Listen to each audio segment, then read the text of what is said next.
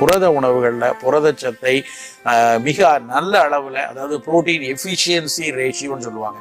நம்ம புரதம் சாப்பிட்டா கூட அந்த புரதம் முழுமையாக உட்கரிக்கப்பட்டு அதனுடைய தன்மை முழுசா உடல்ல சேர்றது சில தானியங்கள்ல தான் கிடைக்கும். அப்படி கிடைக்கக்கூடிய ஒரு தானியம் வந்து சோளம் தான்.